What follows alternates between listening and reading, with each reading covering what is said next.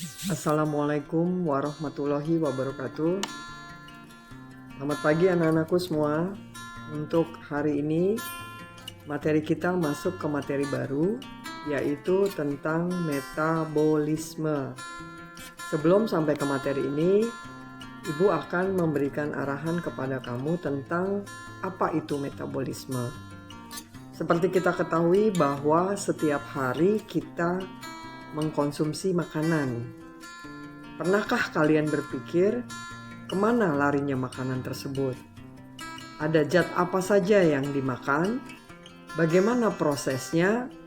Apa yang kalian lihat hasilnya?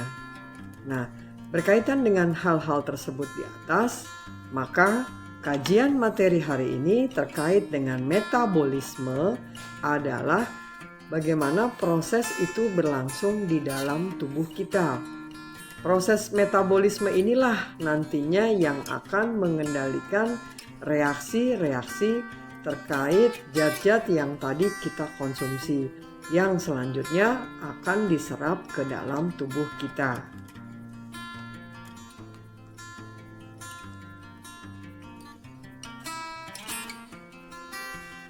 Oke, untuk terkait kita bahasan pertama adalah tentang definisi dari metabolisme. Metabolisme itu sendiri berasal dari kata metabol dalam bahasa Yunani yang artinya berubah.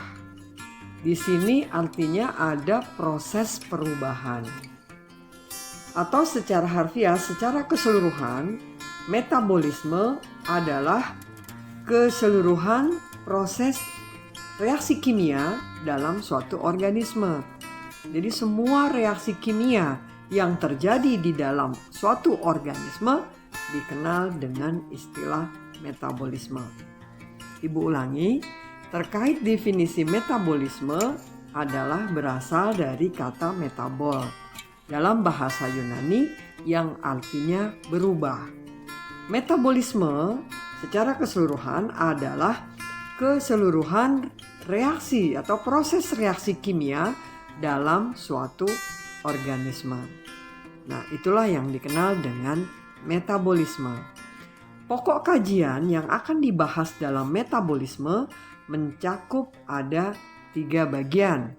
Yang pertama adalah faktor yang membantu proses metabolisme, yaitu enzim. Nanti kita akan secara spesifik membahas tentang enzim. Yang kedua, terkait metabolisme sendiri, proses reaksi yang terjadi di dalam tubuh organisme ada 2 macam, yaitu nanti terkait anabolisme dan terkait katabolisme.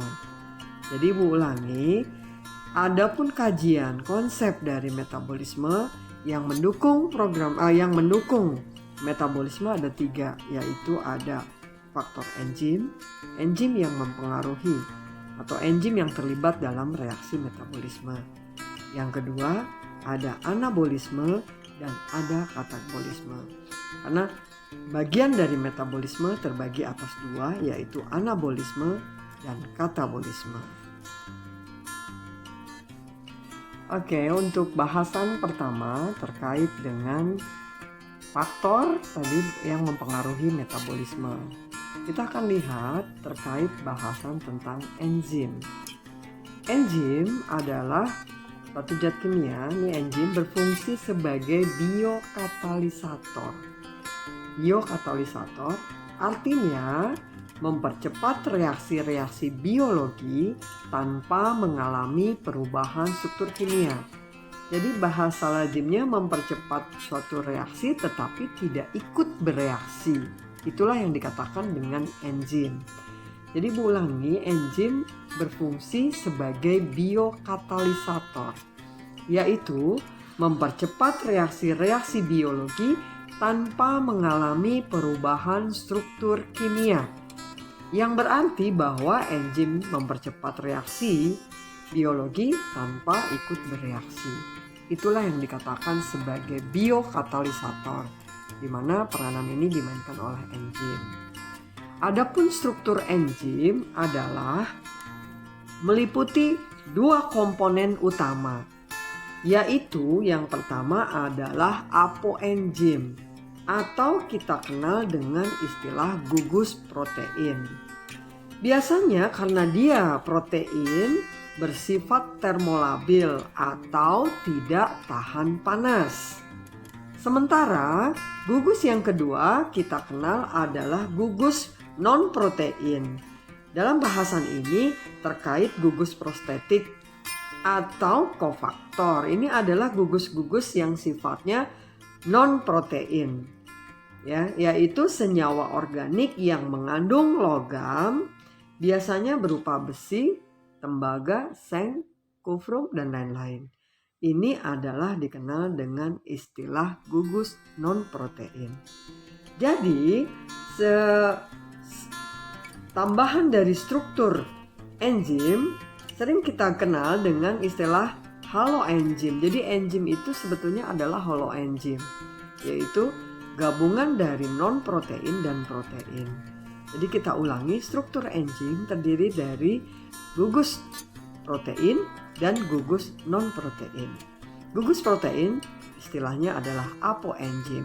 Sedangkan gugus non-protein ada gugus prostetik, ada koenzim. Di mana nanti akan kalian kenal yang terkait dengan enzim itu sendiri istilahnya adalah holoenzim. Jadi holoenzim itu enzim itu sendiri. Nah, terkait dengan gugus prostetik ini biasanya bahan-bahan tadi organik, ya, atau anorganik yang terkait dengan unsur-unsur seperti unsur yang mengandung zat besi tadi, seperti Fe, Cu, Mg, dan lain-lain. Sementara gugus koenzim senyawa yang mudah lepas atau tidak stabil juga. Nah, ini sering kita kenal dengan istilah koenzim A. Ada FAD, flavin A adenin di nukleotida, ada NADP, nikotianin adenin difosfat, ya, kemudian ada koenzim A, ada ATP, adenosin trifosfat. Ini terkait dengan koenzim. Jadi nanti terkait dengan ini, unsur-unsur yang tadi disebutkan akan membantu proses yang merupakan bagian dari enzim, ya. Demikian juga apoenzim, bagian dari gugus yang sifatnya protein. Nah, inilah yang kita kenal dengan istilah enzim. Jadi fungsinya sebagai biokatalisator, mempercepat reaksi tanpa ikut bereaksi, memiliki struktur protein dan non-protein. Proteinnya adalah tadi terkait dengan apoenzim, sifatnya mudah lepas atau tidak tahan panas. Sementara non-protein ada gugus prostetik terkait kofaktor yang terdiri atau kandungan yang mengandung unsur-unsur logam di sana, dan koenzim, ya, suatu unsur yang memiliki energi tinggi. Sedangkan untuk protein adalah apoenzim. Demikianlah bahasan tentang enzim. Berikutnya kita akan lanjutkan bahasan kita masih seputar enzim. Berikutnya tentang sifat dan faktor-faktor yang mempengaruhi kerja enzim. Kita akan bahas dulu tentang sifat-sifat enzim. Enzim memiliki beberapa sifat terkait fungsinya. Yang pertama, ya, yaitu bahwa enzim merupakan protein. Tadi kita masih ingat bahwa bagian dari enzim salah satunya memiliki struktur protein.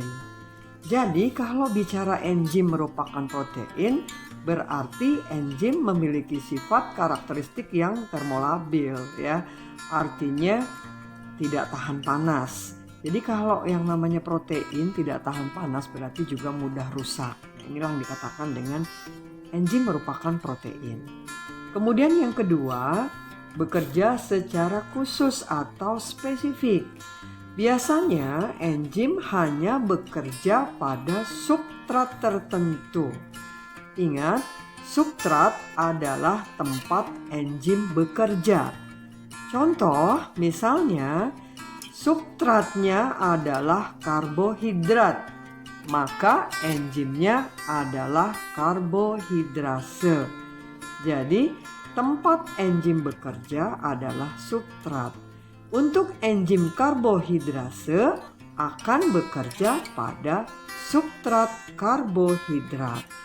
Begitu juga enzim lipase akan bekerja pada lipid. Demikian juga enzim protease akan bekerja pada substrat protein. Jadi yang dikatakan dengan bekerja secara khusus atau spesifik adalah bahwa enzim bekerja pada substratnya. Yang ketiga, berfungsi sebagai katalis. Ingat tadi bahasan di depan adalah fungsinya biokatalisator. Jadi mempercepat reaksi, itu yang dikatakan dengan katalis. Itulah sifat enzim yang ketiga, berfungsi sebagai katalis, mempercepat reaksi, walaupun tidak ikut bereaksi. Yang keempat, sifat yang keempat adalah diperlukan dalam jumlah sedikit. Artinya bahwa untuk mempercepat suatu reaksi tidak memerlukan enzim dalam kadar yang berlebihan. Cukup sedikit saja maka dia sudah akan melaksanakan fungsinya sebagai katalis. Yang kelima, sifat enzim bekerja bolak-balik. Artinya kalau dia bekerja bolak-balik, dia bekerja dua arah. Contoh A plus B sama dengan C plus D. Demikian juga sebaliknya, C plus D bisa menjadi A plus B. Inilah yang dikatakan dengan reaksi bolak-balik. Itulah sifat-sifat enzim. Berikutnya, bahasan yang akan kita lanjutkan terkait faktor-faktor yang mempengaruhi kerja enzim. Kalau tadi terkait dengan sifat, maka faktor apa saja yang mempengaruhi kerja enzim? Yang pertama kita perhatikan adalah suhu atau temperatur. Suhu atau temperatur biasanya enzim bekerja secara optimal pada suhu tertentu. Suhu terlalu panas akan menyebabkan kerusakan pada enzim. Atau suhu kurang dari seharusnya, maka enzim juga tidak bisa bekerja dengan baik. Jadi faktor suhu sangat mempengaruhi kerja enzim. Yang kedua, faktor perubahan derajat keasaman atau kita lihat dengan pH. Faktor pH juga sangat mempengaruhi karena enzim juga hanya bisa bekerja pada pH yang normal. Jadi tidak terlalu asam ataupun tidak terlalu basa. Biasanya pH optimum antara 6 dan 7. Selanjutnya, berikutnya adalah faktor yang ketiga yang mempengaruhi kerja enzim, yaitu konsentrasi enzim substrat. Jadi kadar si enzim jumlahnya dengan substrat harus berimbang. Tidak bisa enzimnya sedikit, substratnya banyak, maka tidak bekerja secara optimum. Jadi idealnya konsentrasi enzim menyesuaikan konsentrasi substratnya. Yang keempat, inhibitor atau zat yang menghambat enzim. Kita kenal inhibitor, zat penghambat enzim itu ada dua model. Yang pertama, inhibitor kompetitif dan yang kedua, inhibitor non-kompetitif. Kalau inhibitor kompetitif, namanya kompetitif, artinya kompetisi. Inhibitor ini akan menyerupai dari substratnya. Ya, jadi sisi aktif substrat tadi dari enzim akan diserupai tadi substratnya, sehingga substratnya akan bersaing untuk masuk ke sisi aktif enzim. Ini yang dikatakan kompetitif. Ya, berkompetisi untuk masuk duluan mana antara inhibitor kompetitif atau substratnya. Jadi kalau inhibitor yang masuknya duluan, maka enzim tidak bisa bekerja. Atau kalau inhibitor yang belakangan masuknya dibandingkan substrat, maka enzim akan bekerja dengan maksimal. Inhibitor yang kedua yaitu inhibitor non-kompetitif. Jadi dia tidak berkompetisi untuk masuk ke sisi aktif enzim, tapi dia bisa masuk sisi aktif enzim ke bagian sisi yang lain sehingga merusak struktur enzim. Kalau sudah merusak berarti substrat tidak bisa bekerja, ya, tidak bisa masuk ke enzim, enzim tidak bisa bekerja. Nah, inilah yang dikatakan dengan inhibitor, zat yang menghambat kerja enzim.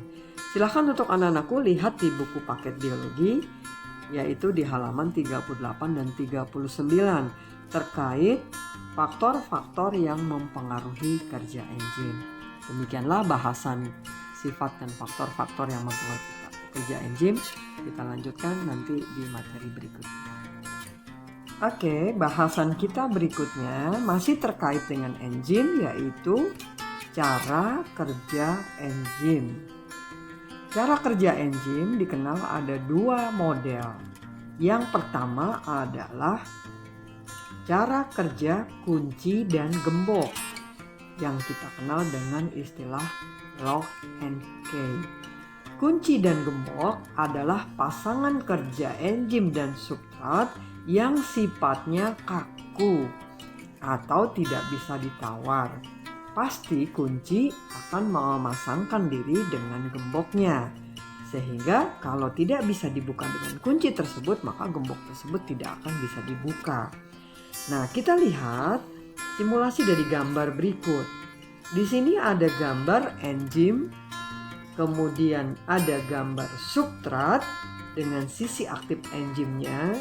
Ini adalah pasangan yang sudah baku atau kaku. Ya, maka dari kedua gambar ini akan terbentuk kompleks enzim substrat, artinya memasangkan diri antara enzim dengan substratnya. Nah, setelah terjadi kompleks enzim substrat, maka selanjutnya akan terjadi terurai enzim menjadi produk. Nah, konsep kunci dan gembok inilah yang menyebabkan ya terjadinya hubungan antara enzim dan substratnya yang termasuknya harus, ya, jadi sangat kaku. Contoh tadi karbohidrat, misalnya substrat hanya bisa diproses oleh enzim karbohidrase. Maka terbentuk kompleks enzim substrat karbohidrat dan karbohidrase. Selanjutnya enzimnya tetap tidak berubah menjadi enzim karbohidrase, produknya lah yang akan nanti berubah. Apa yang terbentuk dalam proses kompleks enzim substrat. Jadi konsep model kunci gembok ini dipahami harus merupakan pasangannya dan sifatnya kaku atau tidak bisa ditawar. Model yang kedua adalah model induksi pas atau induced fit, ya. Nah, konsep model yang kedua ini lebih fleksibel dibandingkan kunci dan gembok tadi. Ya, jadi kunci induksi pas ini lebih fleksibel. Artinya nanti si substrat akan menyesuaikan dengan kondisi enzim.